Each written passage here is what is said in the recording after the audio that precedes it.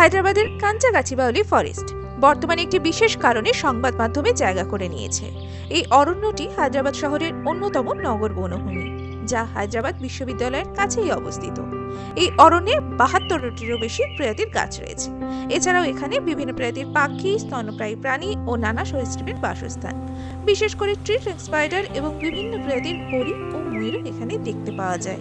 সম্প্রতি এই হেন জীববৈচিত্র্যে এবং প্রাকৃতিক সৌন্দর্যে ভরপুর অরণ্যের প্রায় ৪০০ একর জমিনে বিতর্ক সৃষ্টি হয়েছে, যেখানে হায়দ্রাবাদ সরকার আইটি পার্ক নির্মাণের পরিকল্পনা নিয়েছে। এর ফলে তারা বনভূমিতে গাছ কাটার কাজও শুরু করে দিয়েছিল, কিন্তু স্থানীয় ছাত্রছাত্রী এবং পরিবেশবিদদের মধ্যে ব্যাপক প্রতিবাদ শুরু হওয়াতে এই বিষয়টি সুপ্রিম কোর্ট পর্যন্ত পৌঁছায়। বর্তমানে সুপ্রিম কোর্ট এই কার্যক্রম বন্ধ করতে বলে এবং সমস্ত গাছ কাটা বন্ধের নির্দেশ দেয়। এই ধরনের ভিডিও যদি আপনাদের ভালো লেগে থাকে তাহলে অবশ্যই একটি লাইক দেবেন, চ্যানেলটিকে শেয়ার ও সাবস্ক্রাইব করে আমাদের পাশে থাকবেন। ধন্যবাদ।